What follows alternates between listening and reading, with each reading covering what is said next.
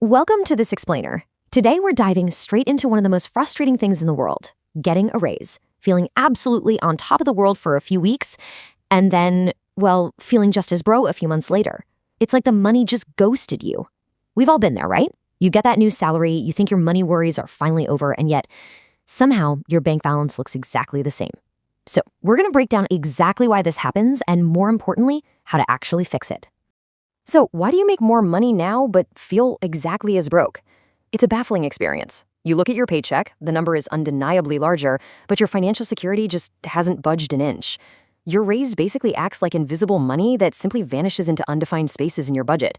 And this happens because a raise is not automatically a financial improvement.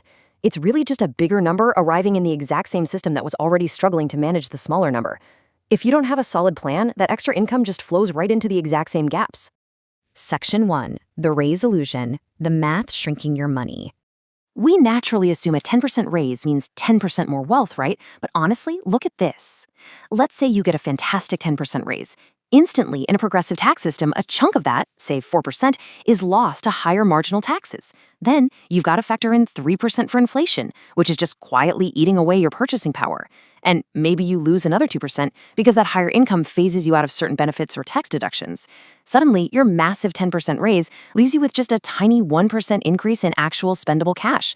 The headline number on your offer letter, it's kind of an illusion. Moving on to Section 2, the psychology of spending. Okay, so even if you only clear a small fraction of your raise, there are these invisible psychological forces that will absolutely consume whatever is left over. This is called lifestyle inflation or lifestyle creep, when your spending quietly rises to match a rising income.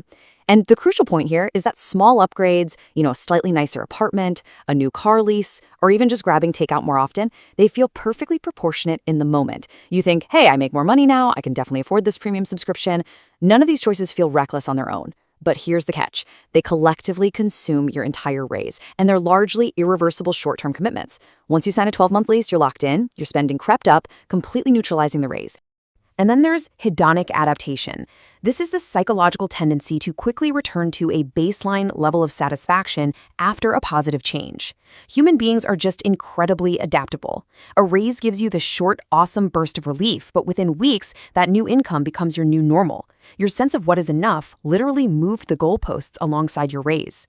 This perfectly explains why people earning vastly different salaries report the exact same levels of financial stress. The numbers changed for sure, but the feeling didn't. Which brings us to a really powerful quote. The habit of saving a fixed percentage of income has to be built at low income levels to survive at high ones. Now, this directly tackles one of the most costly lies we tell ourselves: I'll start saving next month. The reason this excuse is so deadly is that it's dressed up as patience, not avoidance. Waiting feels responsible, like you're just getting things in order first. But then next month comes and boom, a car repair, a trip, a busy season. Plausible individual excuses compound into a disastrous pattern. And the true cost isn't just a missed $200, it's the lost compounding time. Money grows on top of its own growth, so delaying at the very beginning of your timeline eliminates a massive share of your final wealth. Disappearing money isn't a lack of willpower, it's a lack of structure. Section 3. Assigning the raise advance. To completely fix this and remove that reoccurring monthly decision to save, the single most effective countermeasure is to assign the raise before it arrives.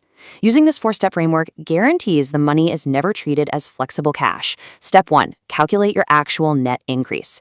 Remember that math we just looked at? Look at what actually hits your account after taxes. Step 2. Split it with a fixed rule. Step 3. Automate it immediately. And Step 4. Keep your lifestyle changes small. By removing the monthly decision entirely, you completely remove the opportunity to make excuses. Let's look at a fixed rule, like 50, 30, 20. For example, you can split your net increase, so 50% goes straight to savings, 30% to a financial goal like paying off debt, and only 20% to genuinely improve your lifestyle. And yes, you can absolutely still buy the fancy artisan coffee. This framework is brilliant because it still allows you to celebrate. You get 20% of that net increase to upgrade your life, whatever you want to do with it. But 80% is immediately captured to build your actual wealth. You're giving the raise a job before your brain can even classify it as free spending money. Now, Step 3 is critical. Automate the split immediately so it never sits in checking looking spendable. You must set this automation up the exact same day the new salary takes effect, so decisions aren't made reactively in the moment. I literally cannot stress this enough. If the money sits in your checking account, it's going to look spendable and, well, you're going to spend it. By automating the transfer on payday, the money just vanishes into your savings and investment accounts before you even log in to check your balance. By removing the monthly decision entirely, you completely neutralize that "I'll start next month" trap. Section 4. Income is not wealth. As we wrap this up, we need to fundamentally shift our mindset about what financial security actually means. Society trains us to chase the bigger paycheck, but as you can see here, income is just the size of the number on your paycheck. Wealth, on the other hand, is the gap between your income and your spending. A raise only increases your income. True wealth is built by fiercely protecting that gap.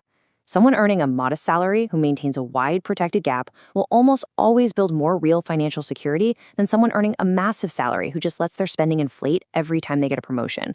In those cases, the raise was real, yes, but the financial improvement wasn't, because it was never captured.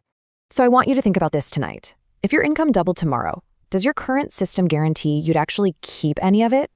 Are you using your raises to build real security, or are you just financing a much more expensive level of stress?